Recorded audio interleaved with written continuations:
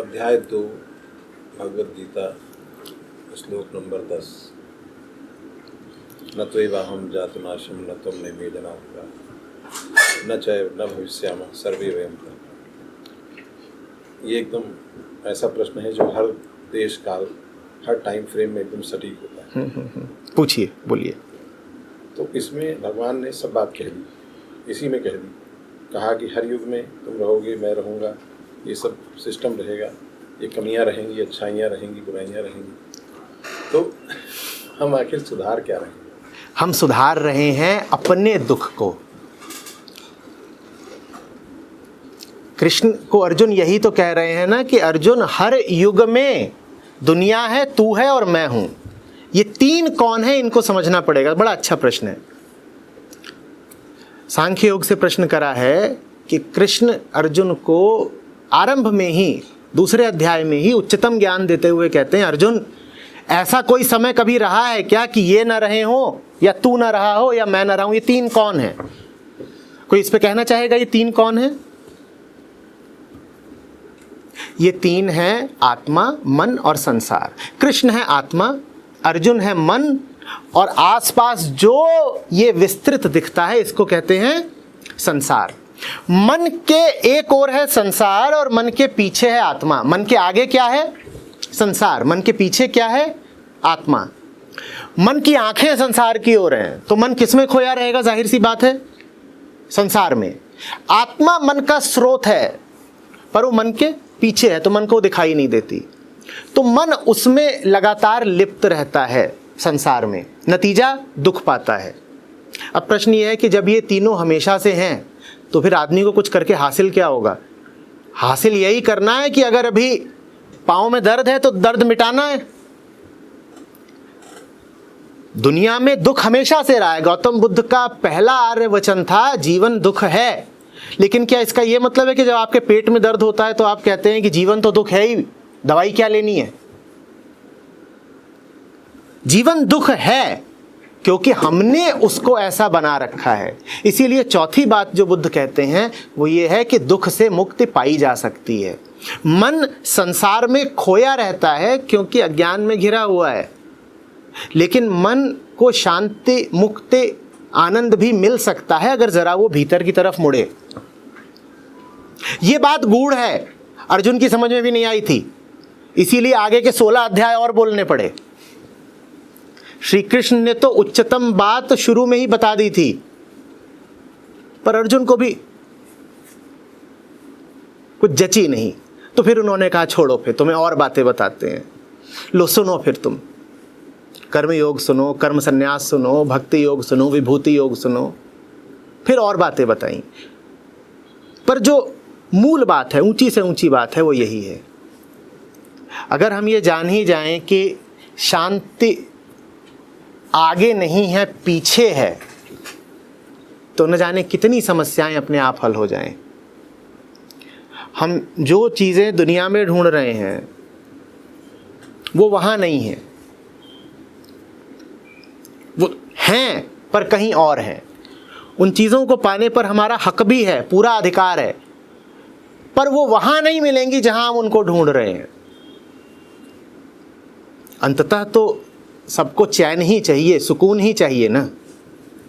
आप कुछ भी करते हो चाहे नहीं करते हो, आगे जाते हो, पीछे जाते हो, दाएं जाते हो, बाएं जाते हो, चाहिए तो सुकून ही कि कुछ ऐसा हो जाए जिसके बाद हम कहें शांति मिल गई। ये इच्छा अच्छी है, शुभ है, पर हम जिस तरीके से इस इच्छा को पूरा करना चाहते हैं वो तरीका असफल है। शांति प्यारी बात है, पर वहां नहीं मिलती और वैसे नहीं मिलती जहां और जैसे हम चाहते हैं।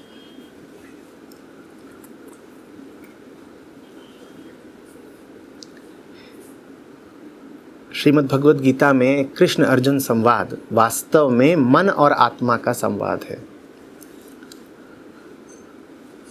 गुरु आत्मा, मन चेला। इतना पढ़ाया उनको, उसमें उसके बावजूद भी महाभारत करना पड़ा। उसमें क्या खोया, क्या पाया? अर्जुन यही तो कह रहा था कि बहुत कुछ खो दूंगा। कृष्ण ने कहा कुछ खोने को नहीं है। और इतना पढ़ाने के बावजूद युद्ध नहीं करना पड़ा, इतना पढ़ाया तब जाके युद्ध करना पड़ा, नहीं तो अर्जुन तो भागा ही चला जा रहा था, युद्ध नहीं करूंगा मैं। पहले अध्याय में अर्जुन की दशा क्या है? मेरे हाथ कांप रहे हैं, गांडीव गिर रहा है, मैं दुर्बल हुआ जाता हूं, मुझे ये युद्ध चाहिए ही नहीं, क्या करूंगा, धन राज्य संपत्ति का, मुझ में मोह उठ रहा है अपनों का। तो मुझे धर्म धर्म नहीं समझ में आ रहा है, मुझे तो मोह समझ में आ रहा है कि सामने मेरे भाई हैं, दादा हैं, पितामह हैं, गुरु हैं, इन पे मैं कैसे वाण चला दूं। उनको धन और सत्ता भी तो दिख रही थी, वो तो दिखी ही नहीं उनको। धन और सत्ता से ज्यादा मोह किसी और चीज का था। अगर सिर्फ धन और सत्ता होती तो धन और सत्ता भारी पड़ती। अभी धन और सत्ता से ज्यादा भारी पड़ रहे थे रिश्ते, लेकिन धन और सत्ता के प्रति भी होती आसक्ति ही, और रिश्तों के प्रति भी थी आसक्ति ही। एक आसक्ति होती है जिसमें आदमी क्या देता है, मैं लड़ूंगा, दूसरी आसक्ति होती है जिसमें आदमी कहता है मैं नहीं लड़ूंगा। दोनों ही स्थितियों में मामला तो गड़बड़ी है ना, क्योंकि तुम संचालित तो हो रहे हो आसक्ति से ही।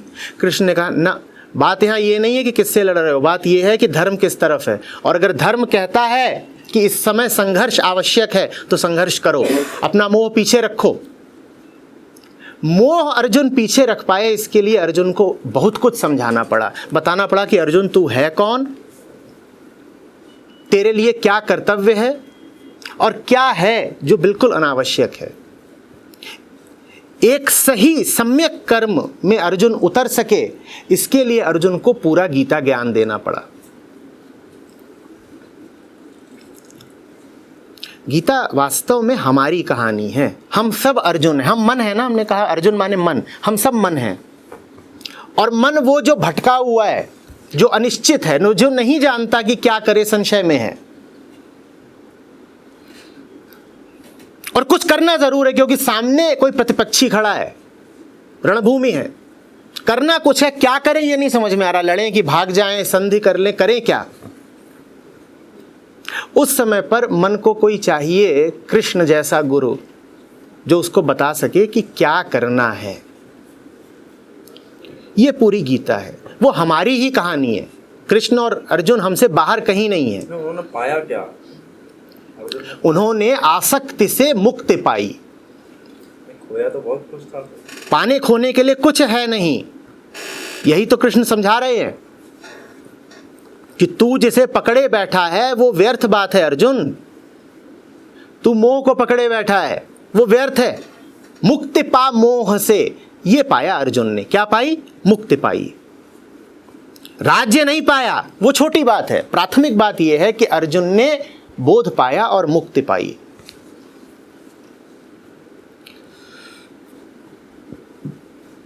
वो कैसा बोध था? वो जो युधिष्ठिर तो धर्मराज थे और अपनी बीवी को ही उस पर लगा दिया उन्होंने दांव। युधिष्ठिर अगर वास्तव में धर्मराज ही होते तो कृष्ण ने किसको चुना होता गीता का ज्ञान देने के लिए? भाई पांचों भाई खड़े हैं। युधिष्ठिर अगर वास्तव में धर्मराज होते तो सुपात्र शिष्य किसको माना होता? श्री कृष्ण ने धर्मराज को माना होता ना। वो कहां के धर्मराज थे?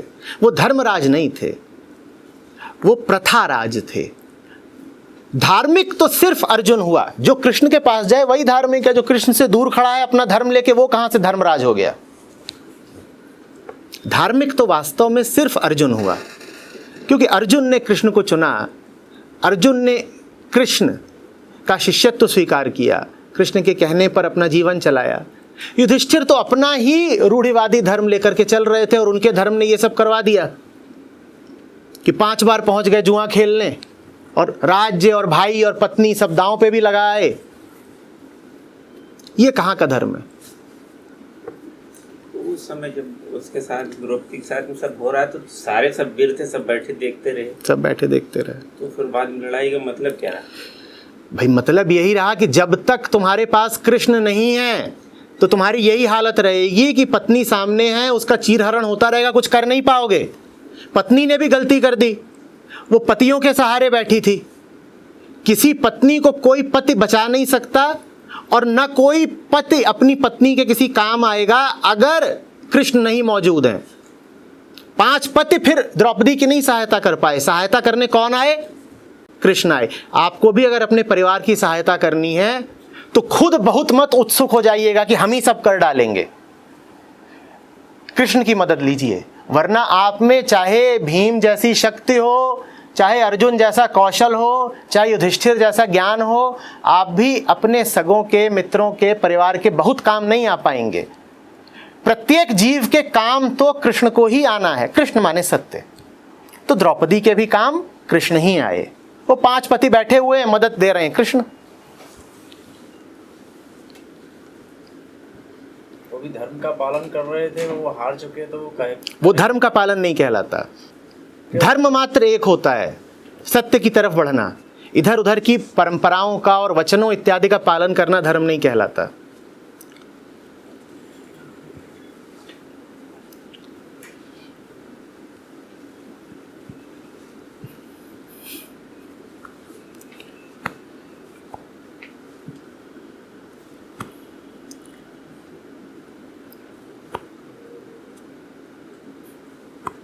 तो अर्जुन भी तो बैठा था वहाँ। हाँ, तो उस वक्त अर्जुन के साथ कृष्ण कहाँ थे? उस वक्त अर्जुन के सारथी थे क्या? कृष्ण। तो अर्जुन भी अगर कृष्ण विहीन है तो कुछ नहीं है। कृष्ण विहीन अर्जुन की क्या हैसियत बचती है? कुछ नहीं। माने मन जो आत्मा से दूर है अशक्त हो जाता है, और वही मन जब आत्मा को सारथी बना लेता है तो उसमें बड़ा बल आ जाता है, पूरी महाभारत जीत लेता है।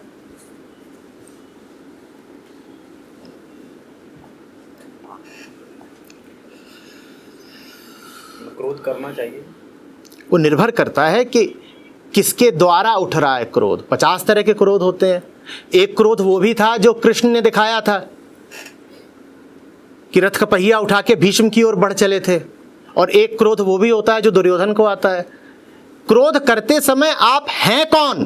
कृष्ण हैं तो क्रोध करिए, दुर्योधन हैं तो जान बचाइए।